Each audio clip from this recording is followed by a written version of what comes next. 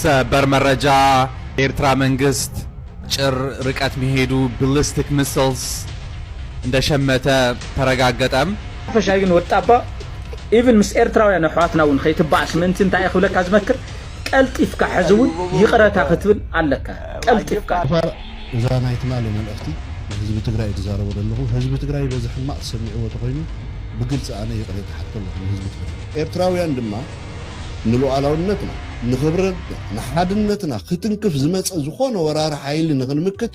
ሙሉዕ ዓቕሚ ኣለና ናይ ዝኾነ ይኹን ጎረቤት ወይ ድሕሪ ጎረቤት ወይ ስግር ጎረቤት ደሎ ሓይል ክሕልወና ሓሲብና ይንፈልጥና ብኡ ትዕቅኖ ሰባት ግን ኣለኹም እዚ ጌጋ እዩ ህዝቢ ኤርትራ ኣብቲ ፅንኩር እዋን ትማልት ህዝቢ ኤርትራ ብናይ ሰንዓፈሮም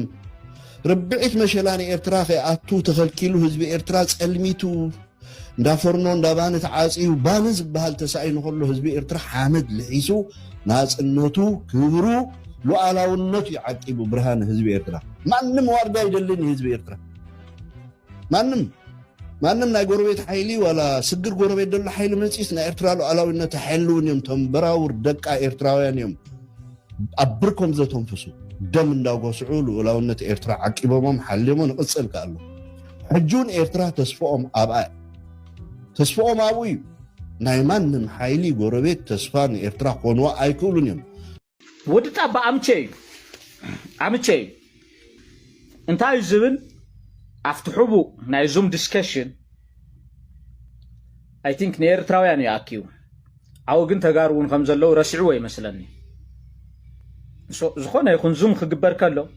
እትጹም ዶሲ ይብል ወዲ ጣባ እትጹም ዶሲ ህዝቢ ኤርትራ ምስ ህዝቢ ትግራይ ሓው ስለ ዝኾነ ዘይኮነሲ ወይ ከዓ ሰላም ዝደልስ ስለ ዘይኮነስ ኮይኑ ዘይኮነሲ ደንበ ተቃውሞ ንምፍራስን እቲ ሕዚ ገጢሙና ዘሎ ነገራት ንምስጋርን ኢና ንገብሮ ዘለና نحنا خعات ربحنا له يزبل تحابي مزراوي بناي ود طابا بهالا وطابا اب قدمي زسرع بخالي بهالا لكع خم تصاوتا خعش اغري كابن نابن كلب زشيط ويكا ايرتراوي ايرمياس لغسه مالتي ناي ايرترا ايرمياس لغسه منيو تيلكم ود طاباي متكل زيول تقام هاغراويا نيرو حزخا هاغراوي يبللو زراون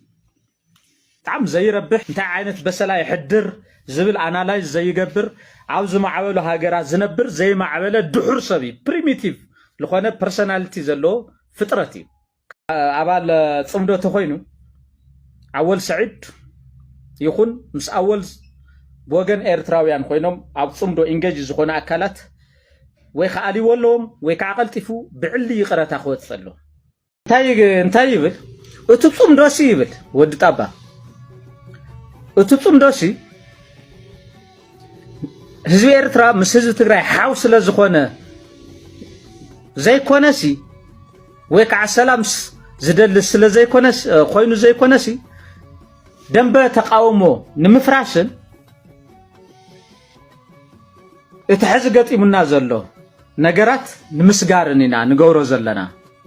نحنا خعات ربحنا له يزبل تحابي مزراوي بناي ود طابا بهالا وطابا كافتم متكل البو زبهالو ايرتراويان اب قدمي زسرع بخالي بهالا لكع خم تصاوتا خعش اغري كابن نابن كلب زشيط ويكا ايرتراوي ايرمياس لغسه مالتي ايرمياس لغسه سانتيم زلو يزعدقو ناي ابي تقاوم نيرو نعبي خوينو حزي ناي هودك بعد سلطان نيرو ناي هودك تقام خوينو جست خم ارمياس لغسه سو ناي ايرترا ارمياس لغسه منيو تيلكم ود طباي متكل زيول تقام هاغراويان نيرو حزخا هاغراوي يبللو زراون طعم زي ربح غاربيج ويك عدرت زخونه ምንም አይነት ሓላፍነት ዘይስምዖ እንታይ አይነት በሰላ ይሕድር ዝብል አናላይዝ ዘይገብር አውዝ ማዕበሉ ሃገራት ዝነብር ዘይ ማዕበለ ድሑር ሰቢ ፕሪሚቲቭ ለኾነ ፐርሰናሊቲ ዘሎ ፍጥረት እዩ ካፍቶም ዘረባታት ኩሉ ንምንታይ ፕሪሚቲቭ ድሕር ሰብ ኢልካዮ ዝብል ኣብዚ መልሲ ክትረኽቡ ኢኹም ባዚ ወጣ ኣባል ብርጌድ ኣባል ፅምዶ ተኮይኑ ኣወል ሰዒድ ይኹን ምስ ኣወል ብወገን ኤርትራውያን ኮይኖም ኣብ ፅምዶ ኢንጌጅ ዝኾነ ኣካላት ወይ ከኣሊወለዎም ጣባ ኢቭን ምስ ኤርትራውያን ኣሕዋትና እውን ከይትባኣስ ምንቲ እንታይ ይኽብለካ ዝመክር ቀልጢፍካ ሕዚ እውን ይቕረታ ክትብል ኣለካ ቀልጢፍካ ተዘይኮይኑ እዩ ካብቲ ፅምዶ ጥራሕ ዘይኮነስ ካብ ህዝቢ ኤርትራ ሓው ህዝቢ ትግራይ ካብ ዝኾነ ካብ ህዝቢ ኤርትራ እውን ክትንፀል ኢኻ ክተፍኡኻ እዮም ብግላጭ ተዓዲግካ ተኮይንካ ኣይ ተዓዲገ እየ ይቕረታ ክትብል ኣለካ ተዘይኮይኑ ግን ንስኻ 7 መዓልቲ ጥራሕ ላብ ኣስመራ መፂኻስ ዝተረፈ ዕድመ ልክዕኻ ብምሉእ ኣብ ስደት ሕሊፍካስ ብዛዕባ ምፅማድ ህዝቢ ትግራይን ህዝቢ ኤርትራን እንከን ከተውፀሉ ወይ ከዓ ህዝቢ ትግራይ ሓው ህዝቢ ኤርትራ ይኮነን ክትብል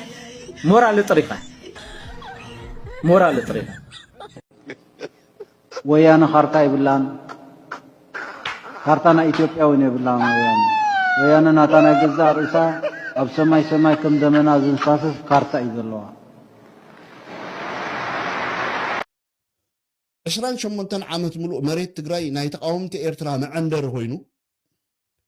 ሬጂም ቼንጅ ተባሂሉ ኣብ ትግራይ ከም ድለዩ ወዛዕዛዕ ክብሉ ከለዉ ድሕሪ ፅምዶ ግን ተቃወምቲ ናይ ኤርትራ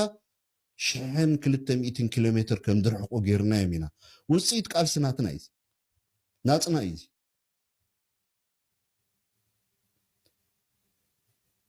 ኣብ መንጎ ክልቲኡ ህዝብታት ደሎ ናይ ሰላም ምሕዝነትን ፍቅርን ክዓብን ድሕር ኮይኑ ድማ ብወገን ኤርትራ ፀረ ትግራይ ዝኾነ ምንቅስቃሳት ብወገን ትግራይ እውን ፀረ ኤርትራ ዝግበር ምንቅስቃሳት ደው ክብል ሓደ ካብቲ ናይ ሶሊዳሪቲ ውዕል እዩ ኣብ ፅሑፍ ይስፈር ኣይስፈር ብዘየገድስ ንፈራረመሉ ኣይንፈራረመሉ ብዘየገድስ